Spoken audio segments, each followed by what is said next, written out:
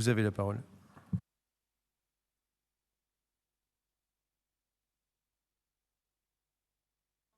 Oui, merci Monsieur le Vice-président. Dans le cadre de la procédure de mise à disposition des routes nationales, de la loi 3DS, qui permet aux régions qui le souhaitent de récupérer une partie des routes françaises, notre collectivité entend mettre en place des caméras de vidéoprotection le long de la RN 88. C'est une nouvelle phase de désengagement de l'État, incapable d'entretenir notre réseau routier. Il refile le bébé à qui voudra. Métropole, département et région.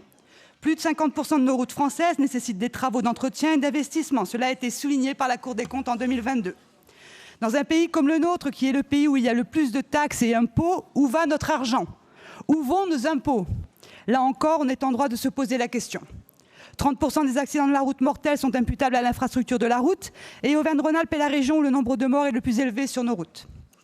À l'heure où dans ce rapport, vous mentionnez votre volonté de sécuriser les Rhône-Alpins et Auvergnats par la gestion de certaines routes régionales, il aurait été intéressant et utile que vous indiquiez ces chiffres aussi.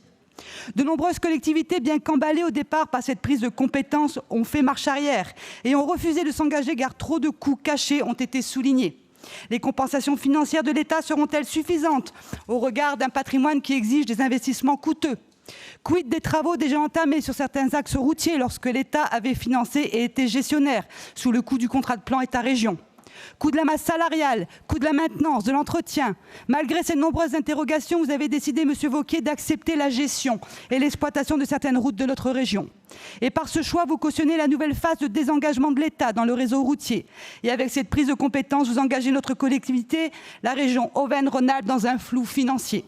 Vous vous êtes porté volontaire pour cette prise de compétence. Nous regrettons avec force que vous n'ayez pas pris la peine de consulter et d'échanger sur cette prise de compétence en assemblée plénière avec l'ensemble des groupes qui composent cette assemblée.